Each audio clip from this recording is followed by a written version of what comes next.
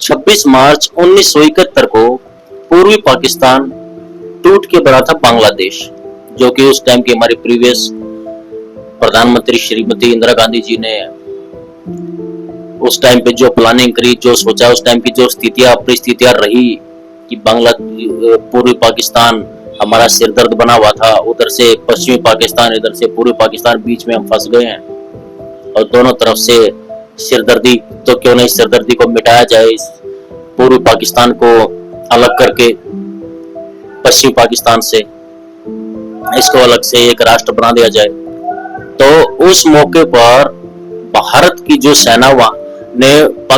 पूर्वी पाकिस्तान की जो मदद करी, उसमें हमारे देश के 20,000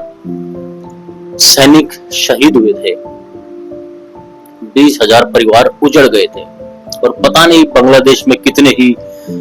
हिंदुओं का नरसंहार हुआ, जेनोसाइड हुआ, बलात्कार, रेप, जघन्य हत्याकांड और पता नहीं क्या क्या जुल्म ढाए गए हैं उस समय पर हिंदुओं के साथ। बांग्लादेश में हुआ ऐसा अत्याचार जग जाहिर है, सभी को पता है। तो आप ये सोच रहे होंगे कि बात तो मैं बलूचिस्तान की कर रहा हूं,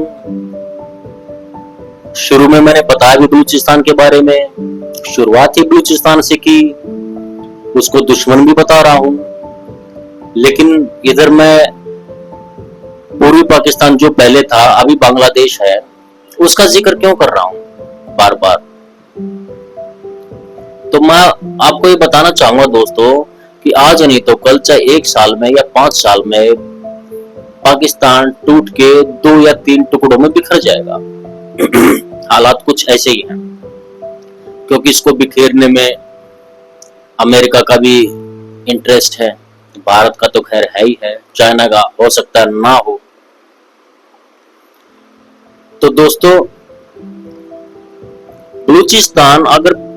आज नहीं तो कल या 1 साल बाद या 2 साल बाद अगर कभी भी पाकिस्तान से टूटकर अलग होता है, तो उसकी कंडीशन वैसी ही हो जाएगी आगे आने वाले समय जो आज बांग्लादेश की है। जब तक बलूचिस्तान में वहां की लोकतांत्रिक सरकार बनी रहेगी, वहां के नरम दल के नेता उस लोकतांत्रिक सरकार का नेतृत्व करते रहेंगे, वहां के विकासशील या फिर विकसित सोच वाले लोग वहां की सरकार का नेतृत्व करते रहेंगे, तब तक तो भारत के साथ व्यापारिक संबंध, राजनयिक संबंध, सामरिक संबंध बहुत अच्छे चलेंगे बलूचिस्तान के साथ। लेकिन जैसे ही वहां पर किसी ऐसे आदमी का नेतृत्व आता है बलूचिस्तान में कि जिसकी सोच कट्टर हो, जिसकी सोच एक विकसित या विकासशील नेताओं की तरह ना हो, जिसकी सोच सिर्फ और सिर्फ इस्लामिक हो, जिसकी सोच पाकिस्तान के नेताओं की तरह हो और जो पश्चिमी देशों के इन्फ्लुएंस में ज्यादा आ जाए, तो तभी से ही वो भारत का दुश्मन होना शुरू हो जाएगा, क्योंकि वो अपने तरीके से काम करेगा, वो अपने तरीके से देश को चलाएगा, वो अपने तरीके से गवर्नमेंट को चलाएगा, वो अपने तरीके से ही राजनयिक संबंध किसके साथ कैसे रखना है, किसके साथ व्यापारिक संबंध किस तरीके के रखने हैं, वो डिसाइड होगा। क्योंकि उस टाइम पर हालात बदल जाएंगे, जैसे अभी बांग्लादेश के हालात बदले हुए। बांग्लादेश में जो भी मोहम्मद यूनुस की सरकार है, जो एक स्टंप प्रधानमंत्री बना हुआ बैठा, कार्यवाहक,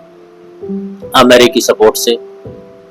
और उसकी बातें देख लो कैसी कैसी जहर उगल रहा है भारत के खिलाफ। औकात उसकी एक आने की नहीं है और बातें करता है वो इतनी बड़ी बड़ी, मैं ये कर दूंगा, मैं वो कर दूंगा, चाइना आ जाओ, हम दोनों मिलकर भारत के ऊपर अटैक करेंगे, चिकन नेक को तोड़ देंगे, हम तो नॉर्थ ईस्ट 7 सिस्टर्स के गार्जियन हैं। देखो बातें कैसी कैसी कर रहा है। जब भी किसी कमजोर आदमी के पीछे बहुत बड़े ताकतवर आदमी का हाथ होता है, तो उसी तरह की बातें करता है और एक्शन भी ले सकता है। ये भी कोई बड़ी बात नहीं एक्शन लेना, एक्शन भी ले सकता है, लेकिन वो तभी मानेगा जब उसकी कमर में 2-4 बढ़िया वाले मोगरे लठ मारे जाएंगे, तभी उसकी समझ में आएगा कि यार ये तो मैंने गलत पंगा ले लिया। तो दोस्तों, बात बलूचिस्तान की चल रही है। बलूचिस्तान एक बहुत ही नेचुरल सोर्स का रिच इलाका है, सबसे ज्यादा नेचुरल रिसोर्स अगर पाकिस्तान में पाए जाते हैं तो वही इलाका है बलूचिस्तान वाला। अब बलूचिस्तान का जो उस साइड का एरिया जो अफगानिस्तान से मिलता है, वहां पर जो अंग्रेजों ने एक जो काल्पनिक बाउंड्री बनाई थी दो देशों के बीच की डूरंड लाइन, उसको अफगानिस्तान वाले मानते ही नहीं है। तो ये भी एक उनका साथ उनका पंगा रहेगा अगर वो आजाद हो जाता है। अब आप ये सोच रहे होगे कि वो अगर आजाद हो गया, वो तो हमसे दूर है, बीच में पाकिस्तान है, तो हमारे साथ वो कैसी सरहदी पालेगा। इधर तो चलो बांग्लादेश की बाउंड्री हमारे बाउंड्री के साथ मिली हुई है, तो हमारे लिए वो बड़ी सरदर्दी है। कभी वहां के लोग कूद के इधर आ जाते हैं, आतंकवादियों का इधर घुसना उनके लिए बहुत नॉर्मल है, या फिर हथियारों की स्मगलिंग, आदमियों की स्मगलिंग, नशे की स्मगलिंग, बहुत सारी चीजें इजीली हो जाती हैं। लेकिन बलूचिस्तान तो हमसे दूर है, बीच में कंट्री और आ जाएगा पाकिस्तान। अगर वो टूट गया बलूचिस्तान तो बीच में एक कंट्री आ जाएगा पाकिस्तान, तो तब बलूचिस्तान हमारे लिए सिरदर्द कैसा होगा। तो दोस्तों बलूचिस्तान हमारे लिए तब सिरदर्द भी रहेगा, क्योंकि उसकी सोच पाकिस्तान के हुक्मरानों से मैच करती हुई ही होगी, और वो दोनों अलग अलग देश होने के बावजूद भी अलायंस बने रहेंगे।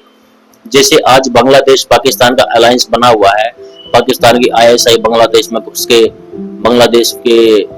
PM आवास में वहां जाके बैठ के करती है, उनको अपनी प्लानिंग बताती है और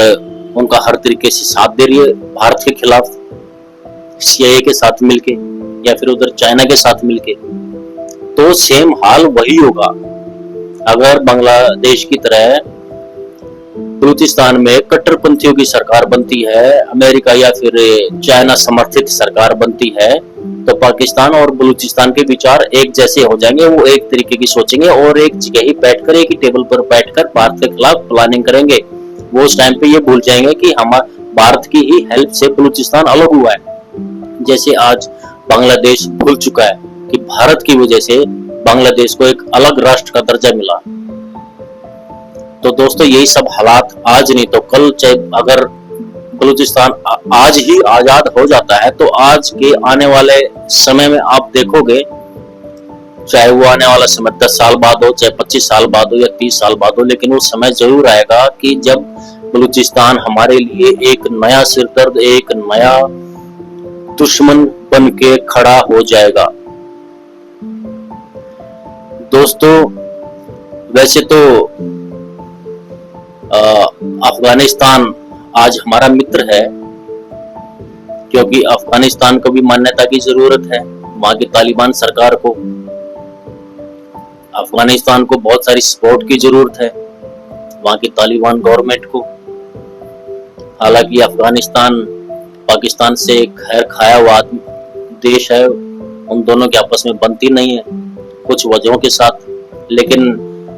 इंटरनेशनल जो जियोपॉलिटिक्स के रिश्ते होते हैं वो हमेशा एक जैसे नहीं रहते। आज दुश्मन तो कल दोस्त भी हो सकते हैं किन्हीं वजहों से। तो दोस्तों किसी भी ऐसी कंट्री को जो हमारे, जैसे कि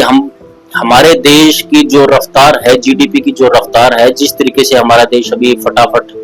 कुछ सालों में आगे बढ़ा है, जो रफ्तार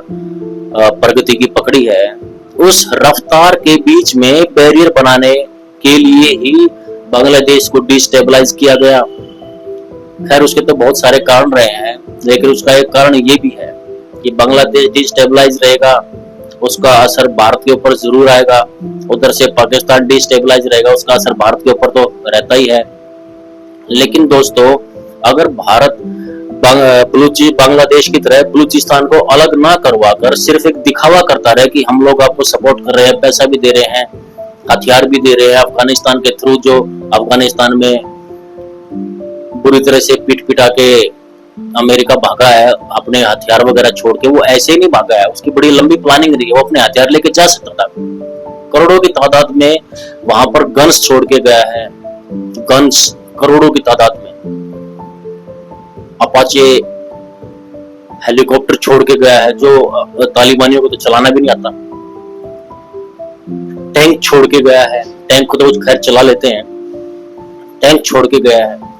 तो ये सब ऐसे नहीं छोड़ के गया, वो आराम से उठा के लेके जा सकता था, उसकी बड़ी लंबी प्लानिंग है। कि भी वो हथियार यहाँ पे छोड़ के जाएगा और वही हथियार बलूचिस्तान में यूज होंगे अफगानिस्तान के थ्रू, चाहे वो खरीद के, चाहे, क्योंकि वो बिकेंगे फ्री में तो कोई देगा नहीं। और एक दिन बलूचिस्तान पाकिस्तान से अलग हो जाएगा और फिर बलूचिस्तान के ऊपर अमेरिका एक सेपरेट कब्जा कर लेगा उसके नेचुरल रिसोर्स हथियाने के चक्कर में।